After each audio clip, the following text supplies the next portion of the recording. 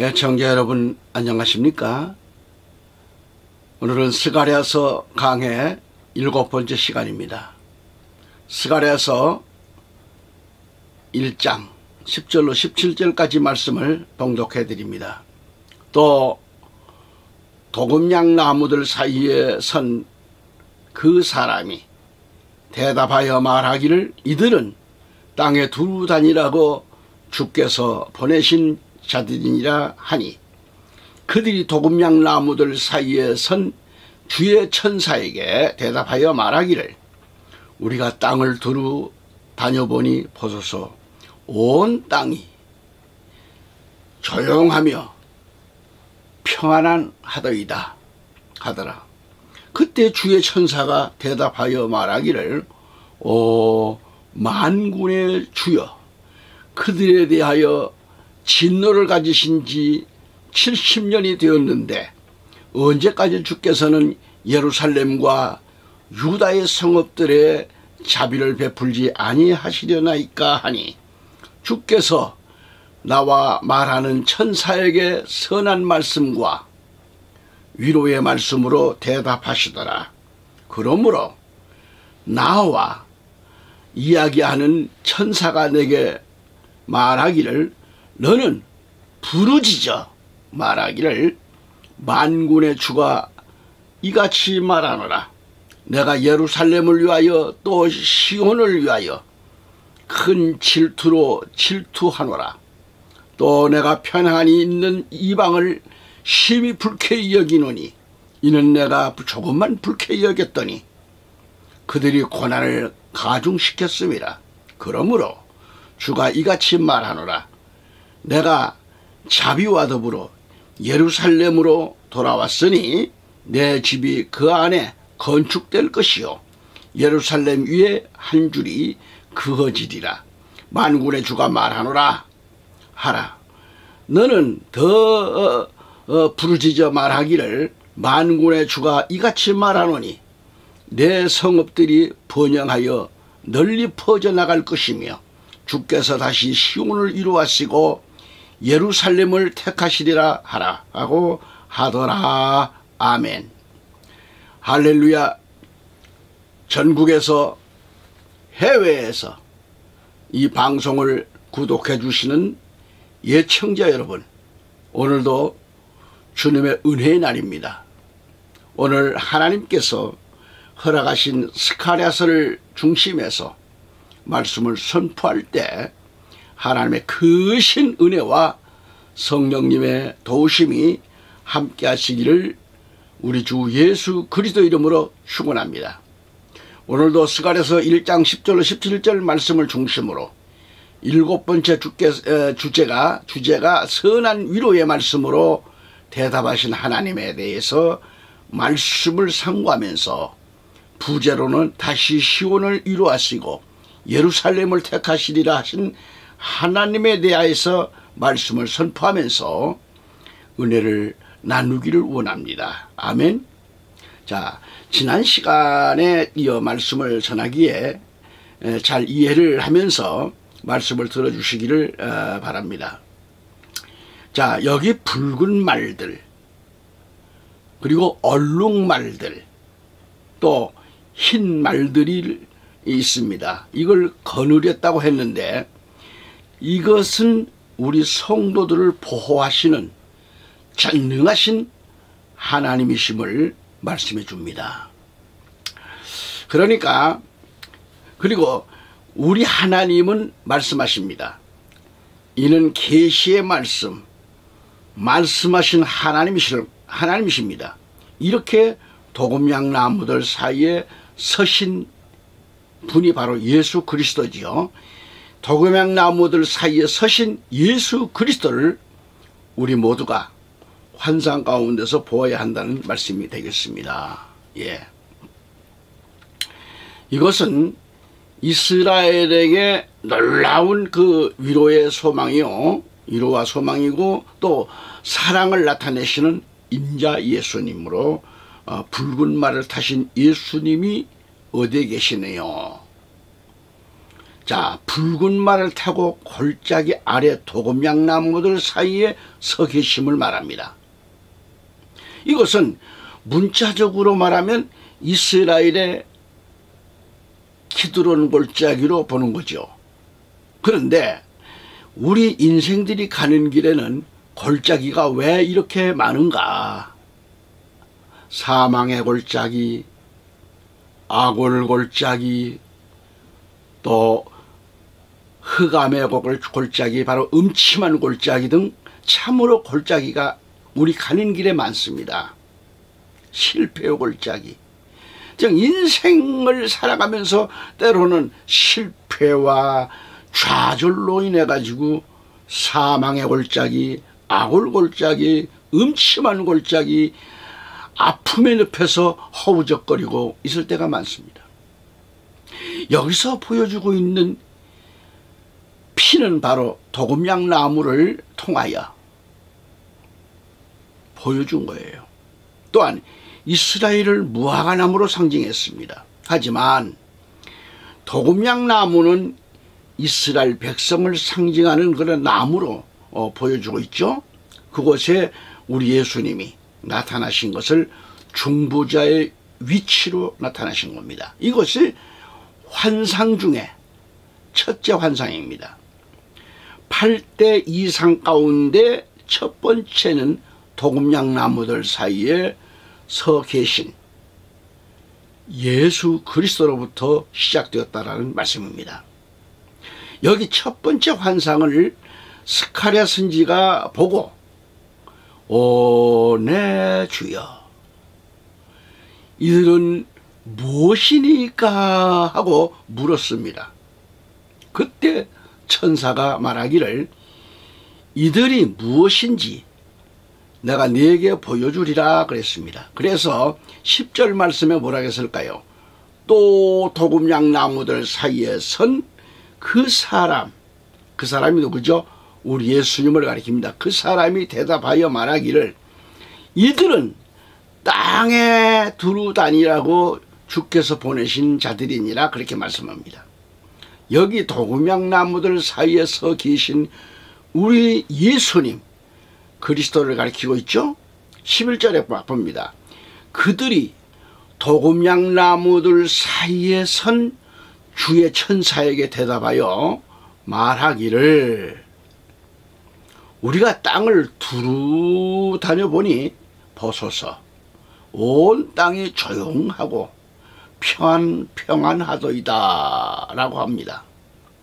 12절에 그때 주의 천사가 대답하여 말하기를 오 만군의 주여 그들에 대하여 진노를 가지신 지 70년이 되었는데 언제까지 주께서는 예루살렘과 유다의 성읍들에 자비를 베풀지 아니하시려나이까 하니까 그렇게 말하죠.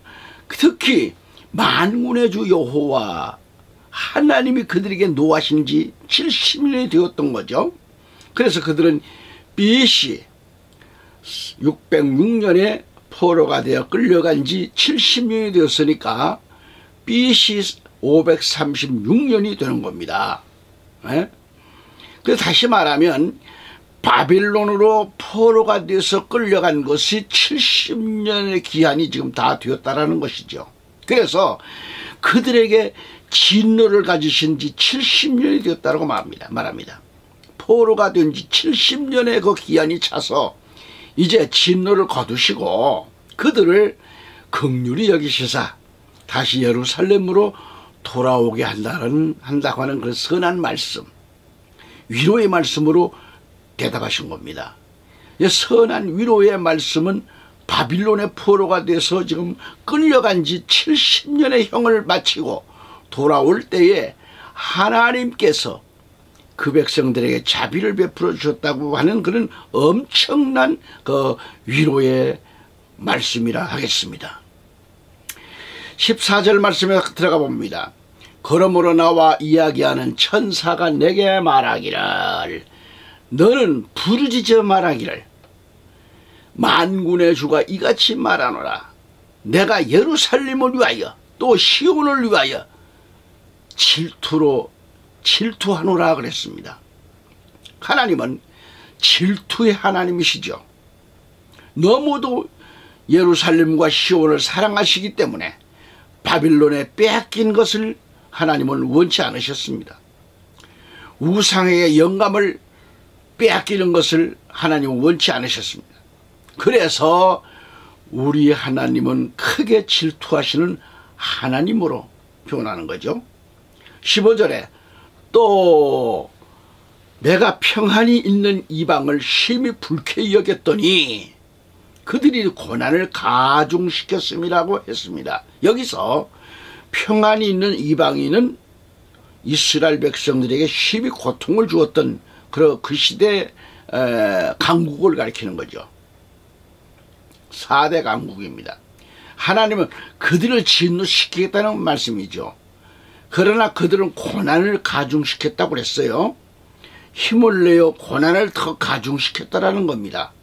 사람이 잘못을 행한 다음, 그러니까 이제부터 다시는 그러한 짓을 하지 말라고 결심을 하고 회개하고 돌아서는 그런, 또다시 죄를 저지르고 우상 앞에 가서 그 우상을 섬긴다면 이것은 매맞을 일을 스스로 가중시킨 거다 이 말이죠. 회개하고 돌아와야 되겠는데 그러나 엉뚱한 짓을 하고 있는 겁니다. 하나님은 조금 노하셨는데 사람들은 매맞을 짓을 더하고 고난을 가중시켰다라는 것입니다. 그 16절에 가보면 그러므로 주가 이같이 말하노라.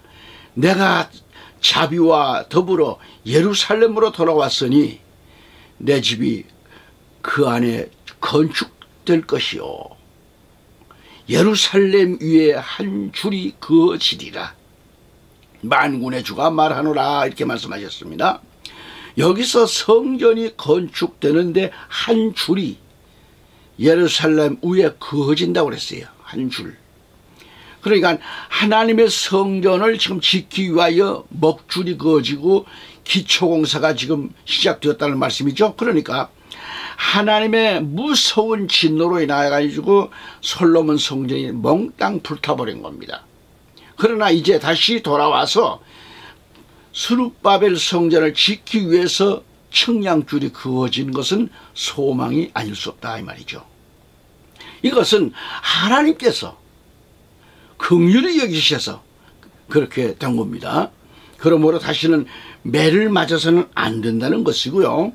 하나님의 그 은혜를 감사하여 성전을 지어서 하나님께 감사라는 그런 말씀입니다. 그러면서 17절에 너는 더 부르짖어 말하기를 만군의 주가 이같이 말하노니 이 성읍들이 번영하여 널리 퍼져나갈 것이며 주께서 다시 시온을 위로하시고 예루살렘을 택하시리라 라고 하더라 그랬습니다. 여기서 그래서 너는 더 부르짖으라는 말은 요한계시록 10장에서 작은 책을 받아 먹고 다시 나가서 예언하라는 그런 뜻입니다. 은혜복음으로 예언하셨던 사도 요한은 작은 책을 받아 먹고 다시 나가서 예언한 겁니다. 사자가 포효하는 것처럼 말이죠. 얼음하고 포효하는 것처럼 큰 음성으로 외치니까 그가 외칠 때 일곱 천둥이 소리를 발하더라 라는 말씀을 했어요. 일곱 천둥이 소리를 발하여. 둘째는 나의 성읍들이 넘치도록 다시 번영하여 널리 퍼져나갈 것이라고 했습니다.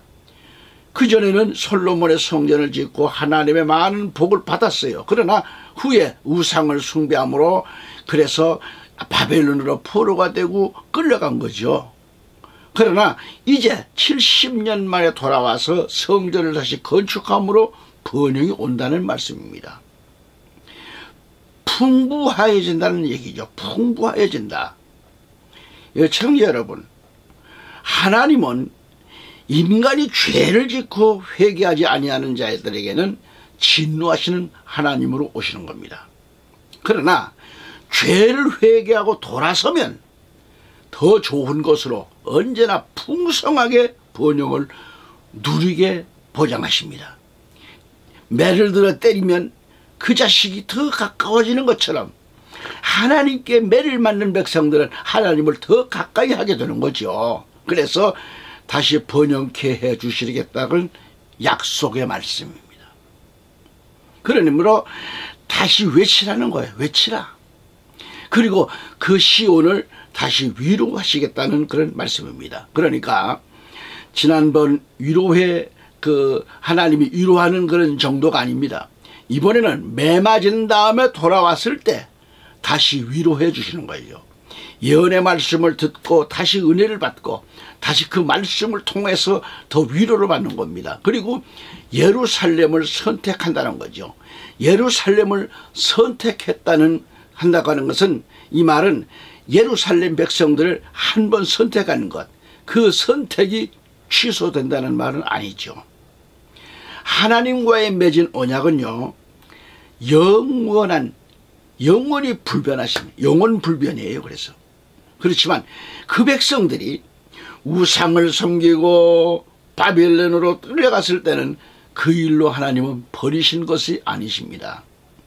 그 백성들이 죄를 지어서 그렇게 된 거예요. 그러나 이제라도 다시 돌아오면 예루살렘을 선택한다는 그 말은 예루살렘을 선택했다가 버리기도 하신다는 말씀이 아니라, 이 말씀은 요한계시록 14장을 보면 14만 4천이 나옵니다. 14만 4천 명이 나오는데 이들은 이스라엘 가운데서 뽑아낸 하나님의 종들이죠. 그들이 다시 인을 친다는 겁니다. 잘 들으세요. 그러면 다시 예루살렘을 선택한다는 겁니다. 그리고 하늘에 있는 예루살렘은 우리의 어머니라고 그랬어요. 이 예루살렘이 오늘로 말하면 교회를 가리킵니다. 그러니까 하늘에 있는 영적 교회, 예루살렘을 다시 선택한다는 말씀입니다. 그래서 하나님은 더 부르짖으라.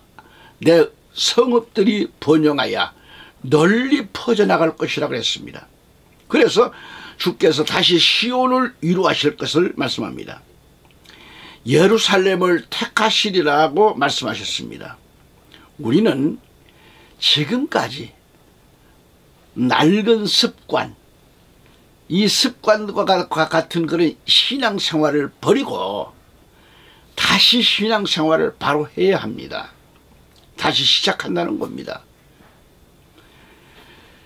자, 그리고 성경의 7절기를 모르고 신앙생활하는 분들도 이렇게 배워서 신앙생활을 다시 시작해야 합니다. 그런데 사실 강해를 하고 있는 정 목사도 이와 같은 사실을 늦게 깨닫게 되었습니다. 이와 같은 비결을 알았더라면 아마도 지금쯤 많은 일을 했지 않았겠는가 하고 생각을 해봅니다. 앞으로 하나님께서 이 정 목사에게도 기회를 주신다면 하나님의 선지 생도들을 배출하는 그런 선지학교를 세워서 운영하고 싶은 일은 변함이 없습니다. 그렇게 하고 싶습니다. 그래서 돈 없고 약한 사람들 중에서 사명감은 있는데 선지학교를 다녀서 주의 일을 하고 싶은데, 그러나 여건상 선지학교를 다니지를 못하는 그런 사명자를 찾아서 그들을 진리의 말씀으로 가르치고 훈련시켜서 함께 기도하면서 이 시대를 깨우치는 데 있어서 큰 나팔을 부는 역할을 해야 한다는 그런 얘기입니다. 이 시대는 큰 나팔을 지금 불어야 할 때가 왔습니다. 불어야 됩니다. 적은 소리는 귀가 가리워져서 듣지 못하기 때문에 큰 소리로 나팔을 불어야 합니다. 할렐루야. 하나님의 백성들인 우리가 하나님께서 지키라고 명하신 절기를 모른다고 하면 되겠는가? 그렇기 때문에 이것을 배워서 다시 새롭게 신앙생활을 바로 해야 하는 겁니다. 위에서도 언급을 했듯이 저는 이 진리를 늦게나마 깨달았다고 하는 것은 엄청난 축복이 아닐 수 없습니다. 그래서 다시 목회를 시작하자 해서 마지막 때 귀한 사명임을 알고 인터넷 방송과 지면신문인 지저스 타임즈를 통해 복음전파 선교로서로서 다시 목회하고 있습니다. 그래서 다른 목사들이 하지 아니한 그런 설교를 정 목사는 이렇게 방송을 통해서 신문 지면을 통해서 설교하면서 강해를 하고 있는 것입니다. 베세메스로 가는 두 암소에 대해서 새 수레를 만들어 가지고 법궤를 끌고 가는 것에 대해서 설교를 했습니다. 여러분, 엄격히 말해서 베세메스로 가는 데 있어서 새 수레에 싣고 간다는 것은 잘못된 해석입니다. 그러나 저 역시 이것을 그대로 알고 설교를 해왔습니다. 무슨 말인가? 하나님의 법궤는 새 수레에 싣고 가는 것이 아닙니다. 소달구지에 싣고 가는 것이 아닙니다. 법궤는 하나님의 제사장이 메고 가는 겁니다. 짐승에게 끌고 가게 하면 안 됩니다. 크게 잘못을 저지른 겁니다.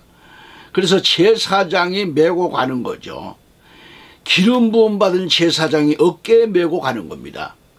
짐승 수레에 끌고 가면 안 돼요. 새 수레에 법궤를 싣고 가는 것은 신신학입니다. 법궤는 성결한 제사장이 메고 가야 합니다. 소가 끄는 새 수레에 법궤를 끌고 가면 안 된다고 하는 것을 알았습니다. 저는. 그러나 오늘 많은 우리 교회들이 강단에서 이 귀중한 진리를 바로 알지를 못하기 때문에 수많은 목회자들이 새 수레의 법궤를 메고 가자 그렇게 설교를 하고 있습니다. 이것이 신신학이에요. 확실히 말해서 하나님의 법궤는 새 수레의 새 수레에 그 짐승 끌고 가는 게 아니란 말이죠. 기름 부음 받은 제사장들만이 메고 가야 하는 겁니다. 그러므로 이러한 사실부터 우리는 성경을 바로 알기 위해서 배워야 합니다. 그래서 신앙생활을 다시 해야 합니다. 우리가 신앙생활을 바로 할 때에 다시 번영하는 거예요. 예, 청자 여러분, 또 다음 시간까지 또 건강한 몸으로 만나기를 바라고, 여러분의 방송선교 후원은 주의 일에 큰 힘이 됩니다. 좋아요, 구독도 눌러주시고 그렇게 같이 협력해 나갔으면 좋겠습니다. 다음 시간 다시 뵙겠습니다. 사랑합니다.